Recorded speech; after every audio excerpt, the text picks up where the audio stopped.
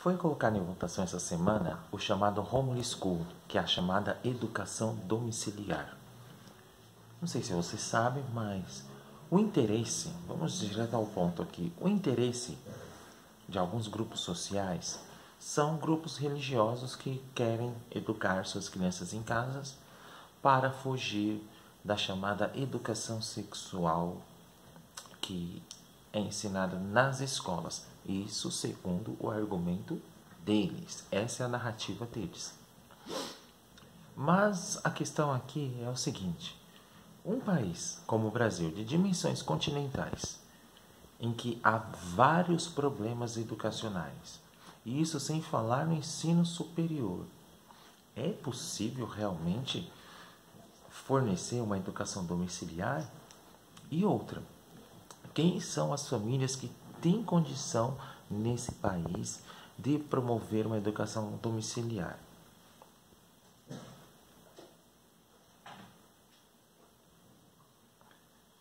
Vamos lá. A primeira questão é: certamente não são as famílias da classe trabalhadora que têm essa formação para fornecer educação domiciliar, uma vez que grande parte das famílias brasileiras elas ficam em casa sozinhas e os pais vão trabalhar. Afinal de contas, não tem condições de pagar um cuidador para essas crianças quando os pais estão trabalhando e às vezes a criança necessita ficar em casa.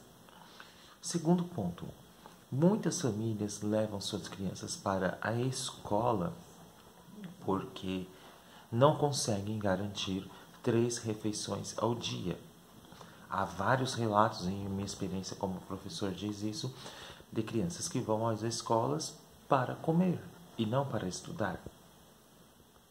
Outro ponto, há famílias que não são alfabetizadas e não conseguem educar seus filhos, quanto mais ler um livro. Então vejam só, essa proposta que está sendo colocada, ela visa atender uma determinada classe social que coloca suas reivindicações. E isso não é pensado em termos nacionais, visa atender apenas um pequeno grupo social. Qual é o problema aí?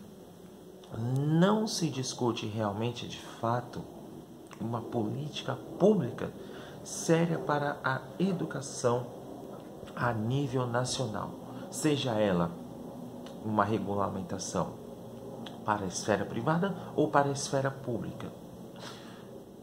Nesse sentido, o que nós vemos acontecer sistematicamente?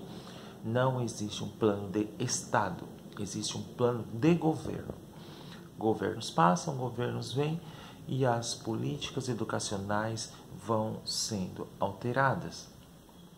Se a gente for pegar casos mais simples, como Coreia do Sul, Japão, Finlândia, só esses 3, para entender.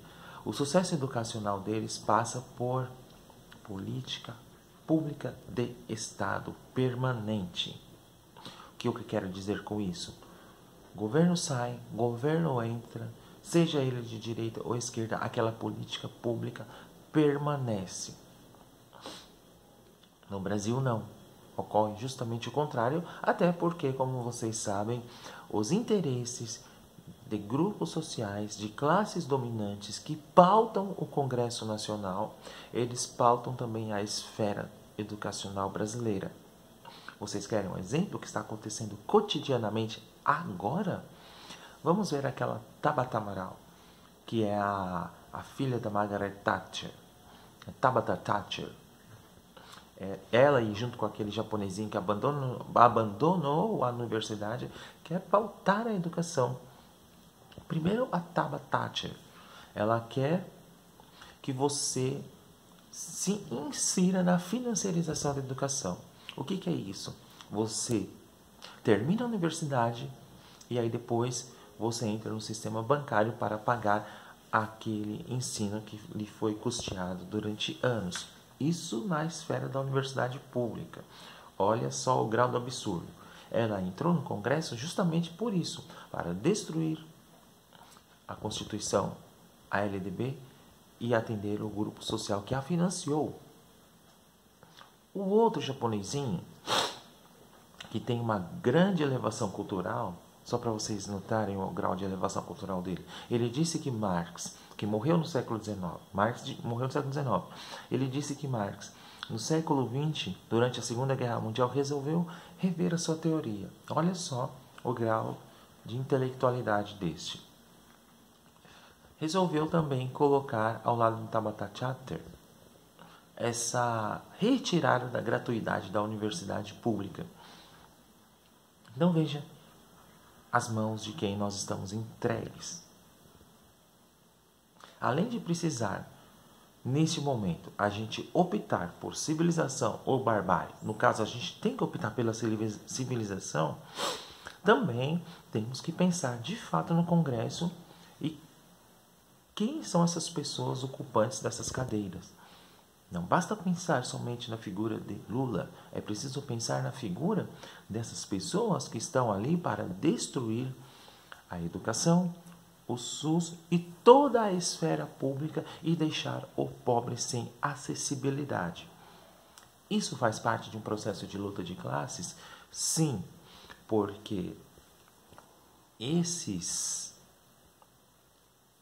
agentes do capital que estão ali para a destruição do Estado e a inserção cada vez maior da esfera privada para a obtenção dos seus lucros, estão ali para fazer este serviço.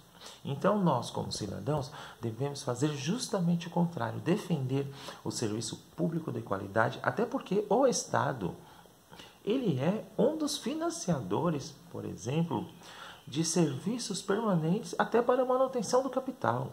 O que eu quero dizer com isso? Estou defendendo o capital? Não. Estou defendendo que, por meio dessa argumentação, eles acabam vendendo um engodo para a gente, dizendo que a esfera privada vai ter uma espécie de dinamismo econômico. O que não é verdade. Por exemplo, na esfera do mercado do petróleo, há um monopólio. E isso quem cuida basicamente é o serviço público, porque a construção de determinados projetos que levam anos não visa a obtenção do lucro, em si a expansão desse serviço a longo prazo. Se você tem dúvidas, depois eu vou deixar aqui na descrição essa questão. Então, meus caros, nós precisamos defender a educação pública de qualidade e não o homeschool. Homeschool é apenas o interesse de pequenos grupos religiosos que querem educar suas crianças em casa com aquela suposta esparrela que eu já disse anteriormente. Então, não caia nessa esparrela. Educação em casa em um país que não tem de fato uma formação cultural, não cola, não rola. Tá certo? É isso. Até mais.